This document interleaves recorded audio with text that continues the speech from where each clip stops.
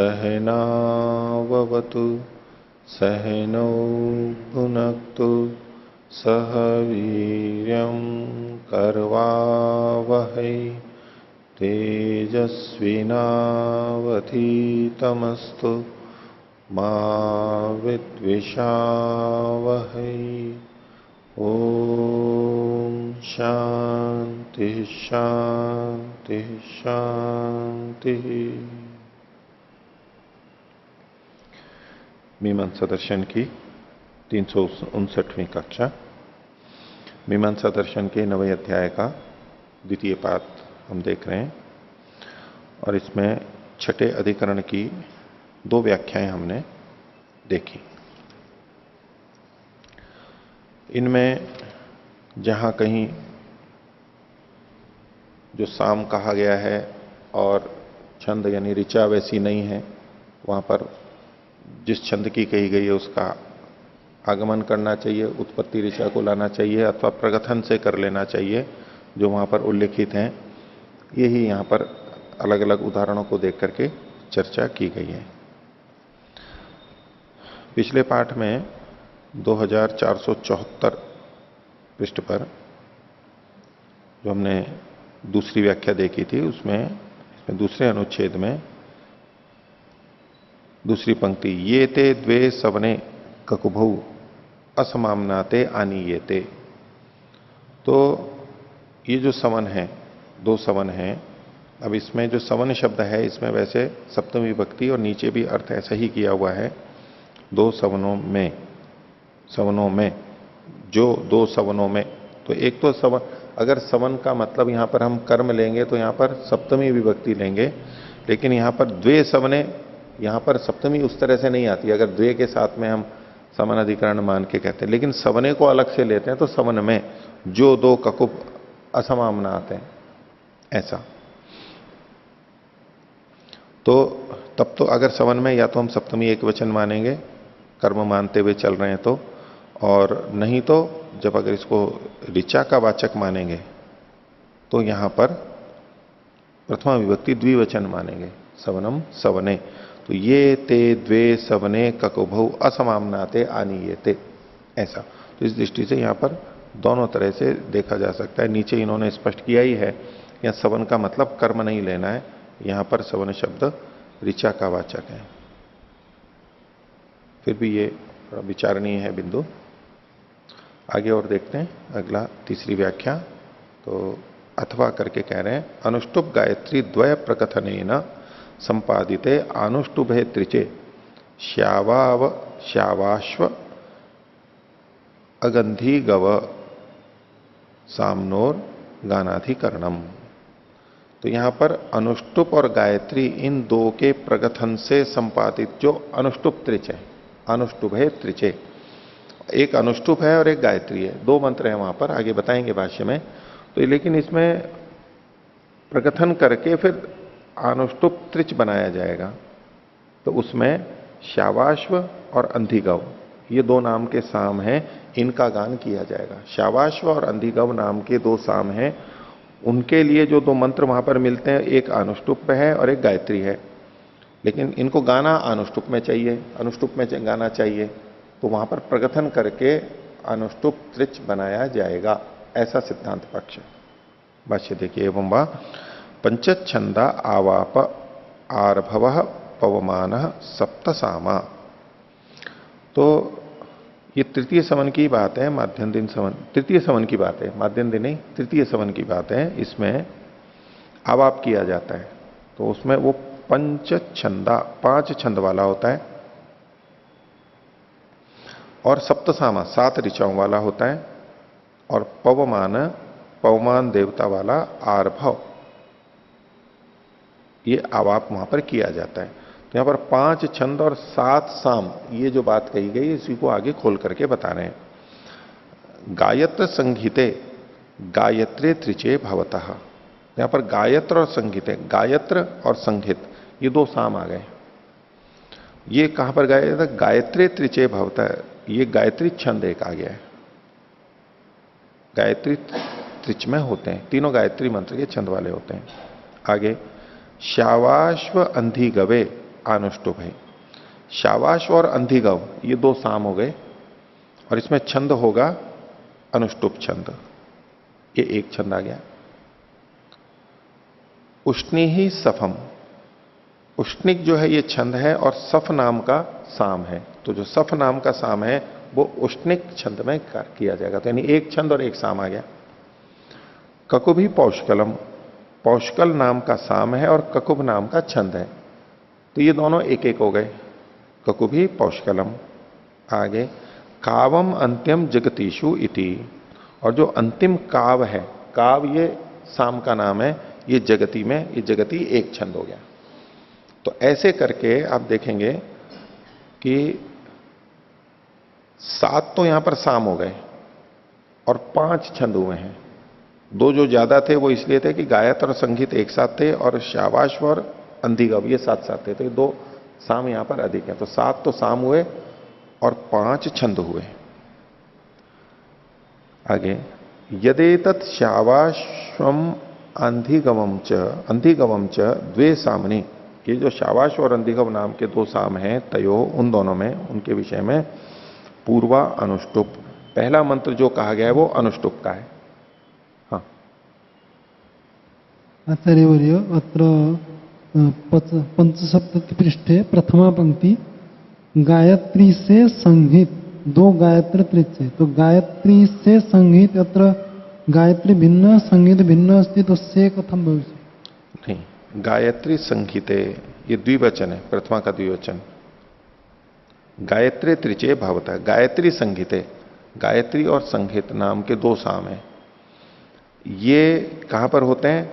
गायत्र त्रिच में होते हैं, गायत्री छंद वाले त्रिच में होते हैं। 3 गायत्री मंत्र होंगे, इसमें गायत्र साम होगा और फिर संगीत साम भी होगा, वो भी गायत्री त्रिच में होगा। गायत्र से के स्थान पर और लिख दें हम। अच्छा, आप हिंदी का कह रहे हैं? अगले पृष्ठ हैं? अगले पृष्ठ। हाँ, इसको संशोधित कीजिए, इसको संशोधित कीजिए। यहां जो है ना, गायत्री से संगीत 2 गायत्र त्रिच होते हैं, ये अर्थ गलत है, इसको यूं कीजिए गायत्री व, से की जगह तो व लिखिए, और संगीत के गायत्री व संगीत 2 साम, 2 के बाद में साम शब्द लीजिए, 2 साम गायत्र त्रिच होते हैं। ठीक है, गायत्री व संगीत ये इस नाम वाले 2 साम गायत्र त्रिच होते हैं, मतलब गायत्र त्रिच में होते हैं। इसी तरह आगे भी लीजिए, शावाश व अंधिगव 2 साम, यहां पर साम शब्द का अध्यार कीजिए या लिख लीजिए अनुष्टुप त्रिच, अब वो अनुष्टुप त्रिच में होते हैं। ठीक है, गायत्री से संगीत ये अर्थ नहीं है यहां पर, वो संख्या हमारी बनेगी नहीं तो। आगे तो यदे तत् शावाश्वम अंधिगवम च द्वे सामनी, ये जो 2 साम हैं इनमें पूर्वा अनुष्टुप, पहला तो अनुष्टुप है, उसमें कहा क्या गया था? शावाश्व अंधिगवे अनुष्टुप है, वो अनुष्टुप त्रिच में बोले जाएंगे। लेकिन जहां पर वर्णन मिल रहा है उत्तरार्चिक में, वहां पर पहला मंत्र तो अनुष्टुप का मिल रहा है और बाद के जो 2 मंत्र मिल रहे हैं वो गायत्री के मिल रहे हैं। गाना इनको अनुष्टुप में है, तीनों अनुष्टुप यानी अनुष्टुप त्रिच होना चाहिए, लेकिन मंत्र कैसे मिल रहे हैं? पहला मंत्र अनुष्टुप का और बाकी के 2 मंत्र गायत्री के, उसी को यहां पर ये बता रहे हैं। तो पूर्वा अनुष्टुप, ये पुरोजिति वो अंधसह सुताय मादयित नवे अपश्वानम स्नथिष्ठन सखायो दीर्घ जिव्यम, ये सब 8-8-8 के हैं। ठीक है, अनुष्टुप में 8-8 के 4 होते हैं। और ये जो मंत्र है ये सामवेद के पूर्वार्चिक में 545वां है, पूर्वार्चिक में योनिरिक जिसे कहेंगे, और उत्तरार्चिक में यही मंत्र जहां पर कि त्रिच कहा गया है तो वहां पर ये 697वां है, 697। और उसके आगे जो कहा उत्तरे द्वे गायत्री, 2 गायत्री यहां पर बताए जा रहे हैं, उनकी संख्या है क्रमशः 698 और 699, एक त्रिच बन गया वहां पर। तो उत्तरे द्वे गायत्री यो धारया पावकया परिस्यंदते सुतः इंदुरश्वो न कृत्य। यहां पर एक पूर्ण विराम और लगा लीजिए, एक है दो कर लीजिए, यानी ये मंत्र समाप्त हो गया, यहां पर एक गायत्री समाप्त हो गया। दूसरा कह रहे हैं तम दुरोशमभि नरः सोमम विश्वच्चाधिया यज्ञम हिंत्यद्रिभिः। यहां पर ये समाप्त हो गया, दो पूर्ण विराम लगा लीजिए, दूसरा गायत्री हो गया। तो यहां जो यज्ञम हिन्वंत्यद्रिभि लिखा हुआ है, इसकी जगह जो अभी हमारे को संवेद संहिता मिलती है उसमें भिन्नता है। यज्ञाय संत्वत्रय ये लिखा हुआ है, यज्ञम की जगह यज्ञाय, पाठभेद कर लीजिए, यज्ञाय संतु अद्रय संत्वत्रय संत्वत्रय ये वहां पर मिलता है। जो भी होगा यहां पर इन्होंने दिया है, या तो किसी शाखा का होगा, जो भी होगा थोड़ा सा भेद है इसमें। ठीक है, तो अब यहां प्रश्न उठा रहे हैं, संदेह क्या है, तत्रैषो अर्थः सांशयिकः किम अन्ययोर उत्पत्ति अनुष्टुभोर आगमम कृत्वा सामसु गानम कर्तव्यम। तो उत्पत्ति अनुष्टुप को ला करके सामगान करना चाहिए, क्योंकि यहां पर यह वचन क्या है, श्यावाश्वांति गवे अनुष्टुप है। तो अनुष्टुप में है, एक तो यहां पर है ही, और दो अनुष्टुप उत्पत्ति ला करके त्रिच बना करके गान किया, ये एक पक्ष है।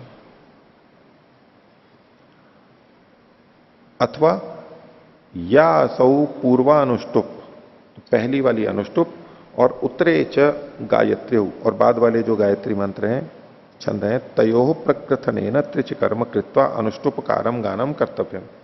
प्रकथन करके त्रिच कर्म करके और अनुष्टुप जैसा गान यहां पर करना चाहिए। किम प्राप्तम, पूर्व पक्षी कह रहा है अन्य अनुष्टुभौ आगमयितव्ये इति, यहां पर दो अनुष्टुप का आगमन करना चाहिए। कुतः एतत् एवं तासाम उत्पत्तिर अर्थवती भविष्यति, दोनों अनुष्टुपों की उत्पत्ति संगत होगी। इसको तो पूर्व पक्षी को यही दिखाई देता है कि वहां जो पढ़ा हुआ है वो किसी तरह से संगत हो जाए, उसका लाभ हो जाए, उसको और कुछ दिखाई नहीं दे रहा है वहां पर लाभ।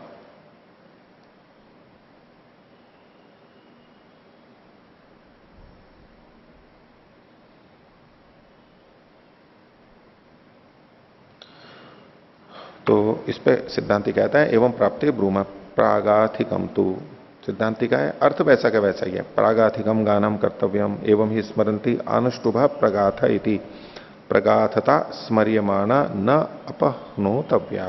जब ये स्मरण की जा रही है प्रगाथता, प्रकथन करने का, तो इसका खंडन नहीं करना चाहिए या इसको छोड़ना नहीं चाहिए, उपेक्षा नहीं करनी चाहिए। आगे स्वेच अर्थ वैसा ही है, एवं स्वे गानम भविष्यति, इससे अपने में ही गान होगा जो वहां पर है। तत् प्रकृतम अनुग्रहिष्यते न अप्रकृत प्रक्रिया भविष्यति थी। प्रकृत मतलब है उत्तरार्चिक में जो तीन पढ़े गए हैं उन्हीं का ही कथन होगा यहां पर बोलेंगे। और प्रगाते च, तो प्रगात शब्दश्च उपपत्स्यते पुनः पादे गीयमाने, प्रगात शब्द की वहां संगतता हो जाएगी, फिर से गाने में प्रकथन प्रगात प्रकर्षगात हो गान हो गया। ये भी अर्थ वैसा का वैसा ही है। अब जो ये कर रहे हैं 28वां सूत्र, मूल अर्थ तो वैसा का वैसा है, लेकिन उदाहरण की संगति अलग प्रकार की है। लिंग दर्शन अव्यतिरेकाच, अभी लिंग दर्शन से कैसे अपनी बात को पुष्ट करते हैं तो इस प्रसंग में आगे कहते हैं। अव्यतिरेकेण च लिंगम भवति एवं आह, क्योंकि ये वचन वहां पर मिल रहा है चतुर्विंशतिर जगत्य तृतीय सवनम। जो तृतीय सवन है वो 24 जगतियों वाला होता है, 24 जगती होती है उसमें। और एकाच ककुप, च यहां पर साथ में लेंगे, बाकी अर्थ है, और एका ककुप, और एक ककुप होता है, इतना वहां पर कुल वर्णों का उल्लेख होना चाहिए। तन निर्दिष्ट है, उसको यहां पर कहा जा रहा है कि ये जो वचन पहले दिया था, पंच छंदा आवाप आर्भव पवमान सप्तसामा गायत्र संगीते त्रिचे, गायत्र संगीते गायत्री त्रिचे भवतः। अब इसमें गायत्र संगीते गायत्री त्रिचे भवतः, इसकी संगति लगा करके, और अन्यों की भी जो आगे वहां पर वचन कहे गए थे, 24 जगती कैसे होते हैं उसको बताया, उसको संख्या को पूरा करेंगे जैसे पहले कर रहे थे। तो कहते हैं कि यहां पर गायत्र संगीते गायत्री त्रिचे भवतः, गायत्र और संगीत नाम के दो साम होकर वो गायत्री त्रिच में गाएंगे तो कुल कितने गायत्री मंत्र होंगे, 6 होंगे। तो इन्होंने कहा ता षट गायत्र्य, 6 गायत्रियां हो जाएंगी। और 6 गायत्री होने से तिस्रो जगत्यो भवंती, 3 जगतियां वहां पर हो जाएंगी। तो जगती का मतलब क्या है, जगती छंद में या तो 8-8 के 6 लीजिए, 8-8 6 बार, अथवा तो 12-12 4 बार लीजिए, 12 चौक 48, 48 लेंगे या 8-8 के 6 लेंगे, एक ही बात है, दोनों तरह से हो जाता है। तो 6 गायत्री लिए, एक गायत्री में 8-8 के 3 है, तो 6 गायत्री का मतलब 6 या 18 होंगे, 8-8 के 18 होंगे, और इधर 6-6 हैं, 8-8 के 6 हैं, तो 6 या 18, तो 3 जगती हो जाएंगे। ये हो गया। आगे शावाश्व गंधिगवे अनुष्टुभ है, और जो शावाश्व अंधिगव हैं वो भी अनुष्टुप में होने चाहिए। तो उसके लिए क्या, तयो पूर्वा अनुष्टुप उत्तरे गायत्री। तो पहले वाला है वो तो अनुष्टुप है, और बाद वाली गायत्री, जैसा कि पीछे इन्होंने बताया ही था, मुख्य हमारा उदाहरण विषय इसी पे ही है। तो तत्र प्रकथन एन क्रियमाणे, प्रकथन अगर कर दिया तो द्वयो सामनो, दो साम का, द्वयो सामनो षड अनुष्टुभ ताश्चतस्रो जगत्य। प्रगथन से जब यहां पर अनुष्टुप बना लिए हमने, तो कितने अनुष्टुप बनेंगे, 6 अनुष्टुप बनेंगे वहां पर। 2 साम है, क्योंकि शाव और अंधिगव 2 साम है, तो द्वयो सामनो षड अनुष्टुभ, 3-3 त्रिच बनाएंगे तो 6 अनुष्टुप वहां पर होंगे। अब 6 अनुष्टुप का क्या मतलब है, अनुष्टुप के अंदर 8-8 के 4 होते हैं, 8 चौक 32। अब यहां पर 6 अनुष्टुप प्रगथन से बना लिए, तो 6 अनुष्टुप हुए, तो इसका क्या मतलब हो गया, वहां पर 8-8 के कितने हो गए, 24 हो गए। 6 अनुष्टुप हैं, एक एक में 4-4 हैं, तो 8 6 चौका 24 बन गए। और जगती बनाने, जगती में एक में 8-8 के 6 हैं, तो 24 हमारे पास है, तो 6 तिया नहीं, 6 चौका 24, तो 4 जगती बन गए। तो इसलिए इन्होंने लिखा षड अनुष्टुभ ताश्चतस्रो जगत्य, तो यहां पर 3 जगतियां हो जाएंगी। और पूर्वाभि सह सप्त, पीछे इन्होंने 3 जगतियां बताई थी, और ये 4 हो गई, तो कुल मिला के 7 जगतियां हो चुकी हैं। अब आगे कहते हैं उष्णी ही सफम, ये वो पहले वाला वचन है जो हमने देखा था। तो सफ नाम का साम उष्णिक में किया जाएगा, और ककुब ही पौष्कलम, और पौष्कल नाम का साम है वो ककुब में किया जाएगा। तो इनमें उष्णिक और ककुब में 8-12-8 होते हैं, 8-12-8 ककुब में था, उष्णिक में भी वैसा ही है। और ये जो है एकम अपि एकस्याम ऋचि अपरम अपि एकस्याम, ये जो एक है ये भी एक ऋचा में, दूसरा भी एक ऋचा में, तो ऐसा करके ते द्वे उष्णिक ककुभौ, तो वो 2 उष्णिक ककुब हो जाएंगे, एक उष्णिक होगा और एक ककुब होगा। तो 8-12-8 को 2 से गुणा करेंगे, ठीक है, तो ये क्या बनेगा, तो क्या सई का जगति गायत्री पादश्च, 8-12-8 ये 2 जगह की है, तो 8-8 के तो हमारे को 4 मिल गए, और 12-12 के 2 मिले, 12-12 के 2 मिले तो 12 दूनी 24। अब इसको 8 से भाग देंगे तो 8 तिया 24, तो 4 तो हमारे को पहले 8-8 के मिल गए थे, और 3 और ये मिल गए हैं, 7 हो गए।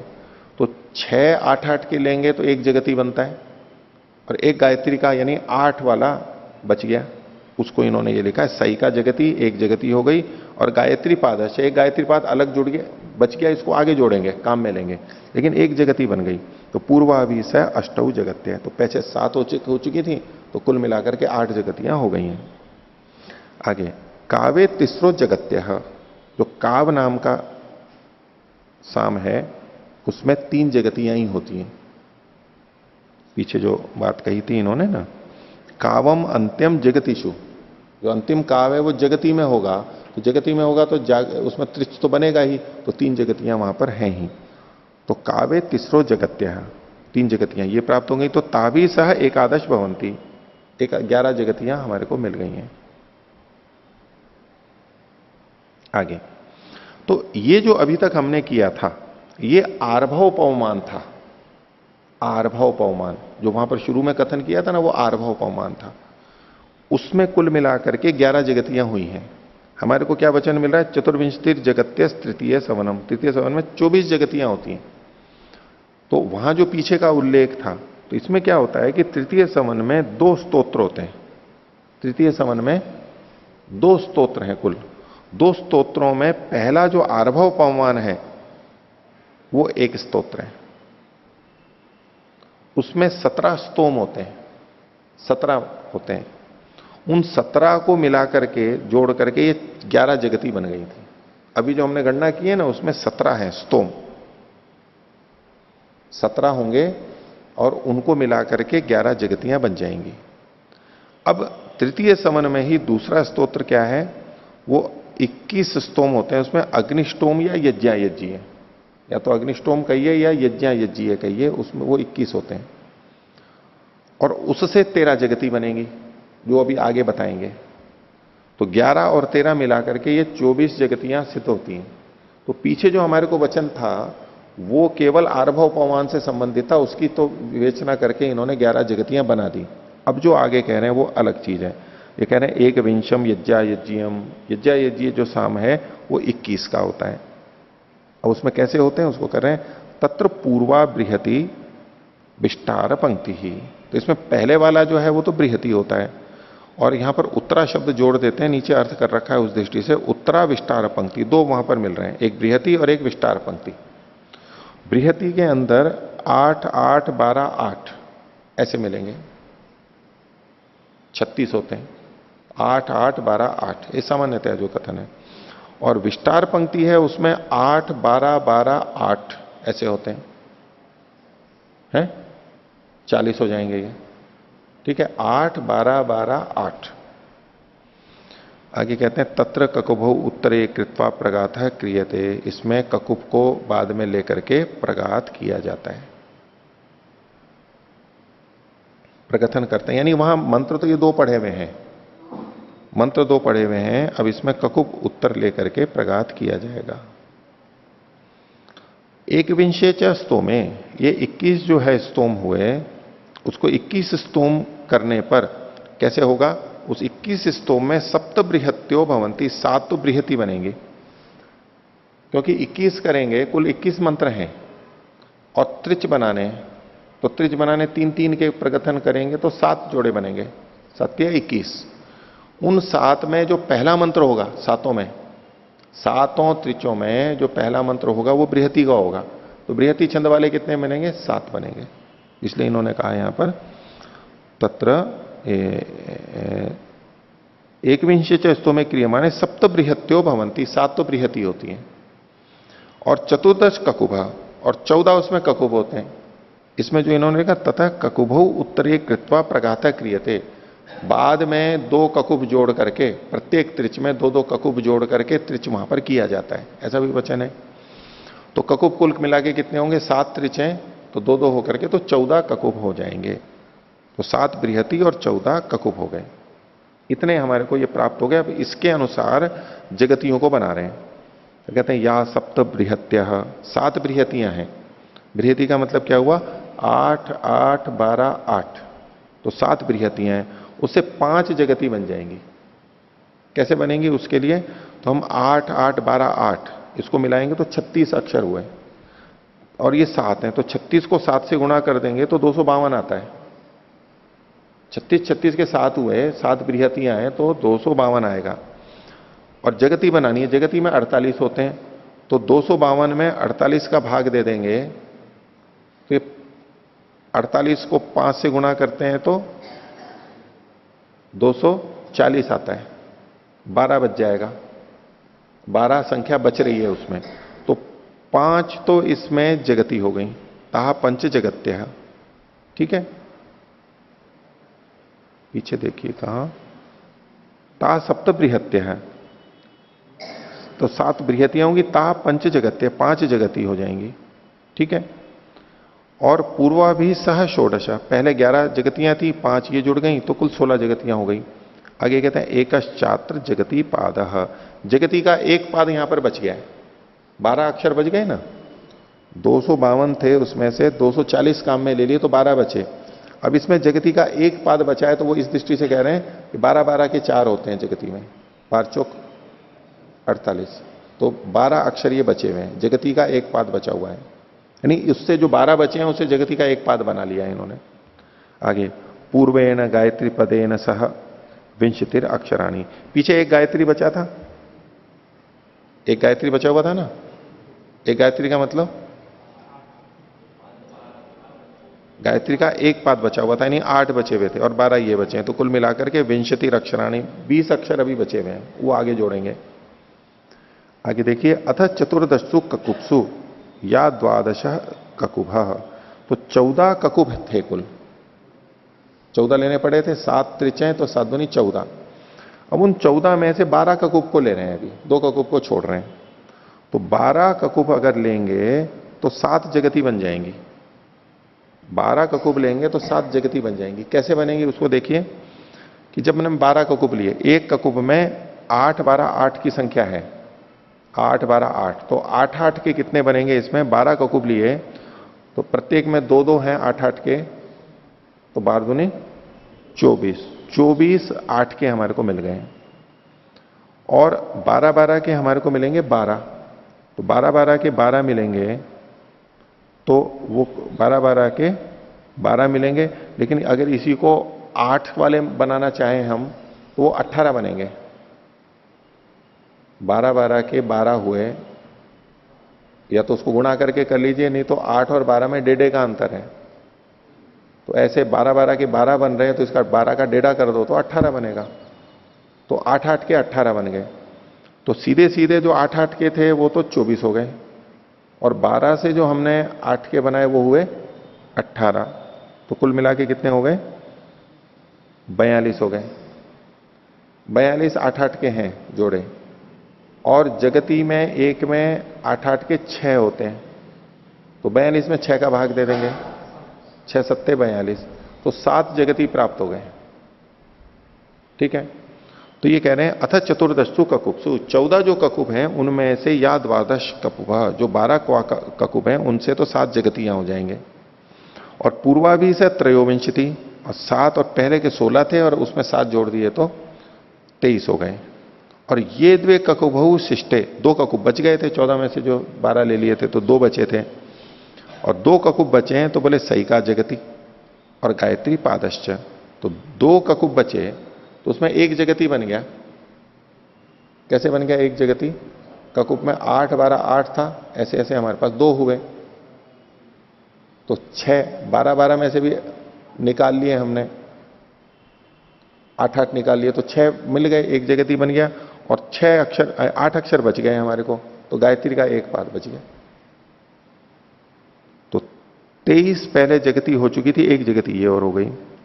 तो पूर्वा भी स चतुर्विंशतिर जगत्य, गायत्री पाद, 1 गायत्री का पाद बच गया, और पूर्वैर्विंशति अक्षर सह, और 20 अक्षर पहले बचे हुए थे वो उन्होंने बता ही दिया था, 12 थे और 1 गायत्री का था, तो करके 20 अक्षर बचे हुए थे, और 8 ये हो गए, तो कुल मिलाकर के 1 ककुब बन गया। कैसे, 8 12 8 का 1 ककुब हो गया ये।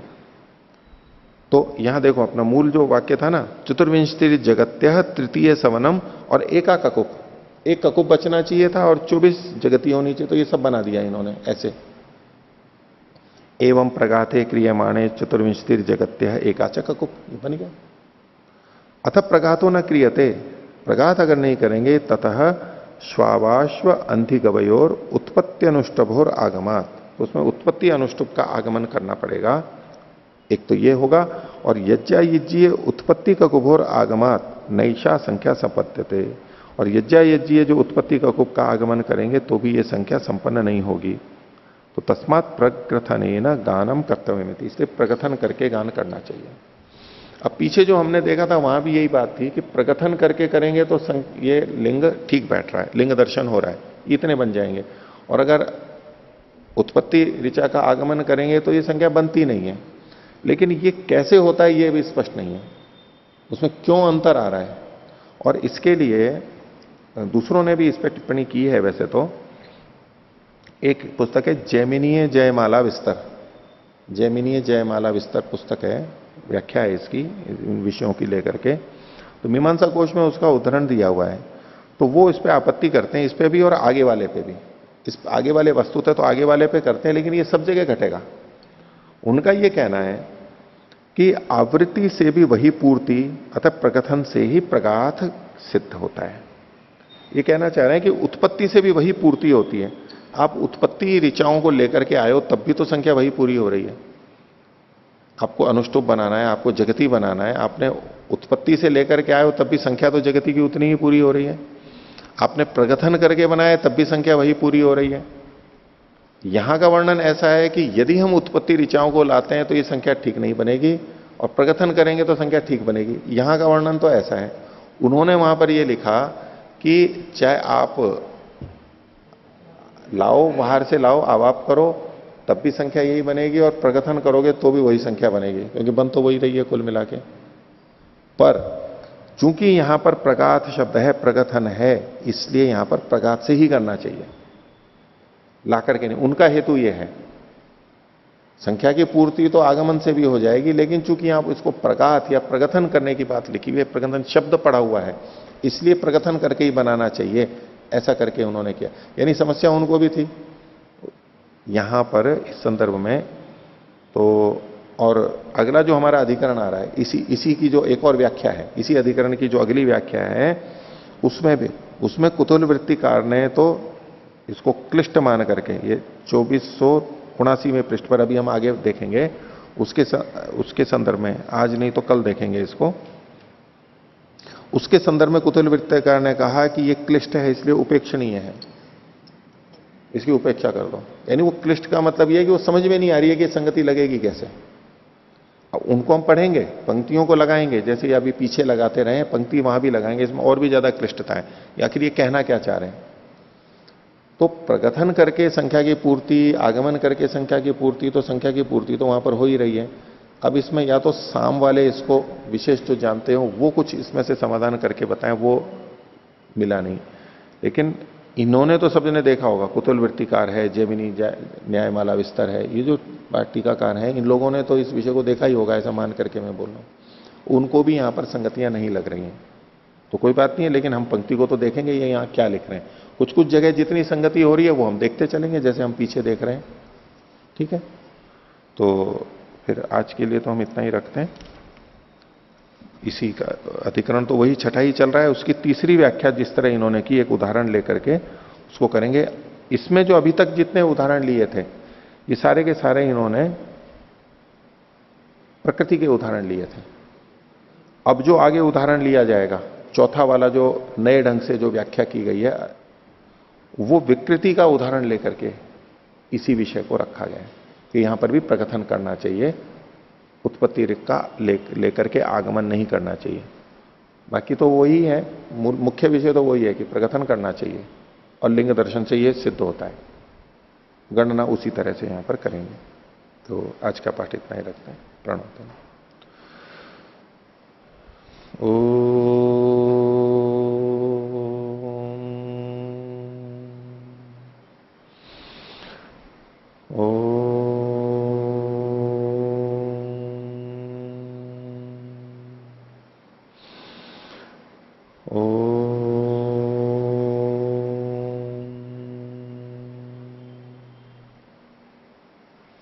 सभी को सादर अभिवादन। ओम शांति।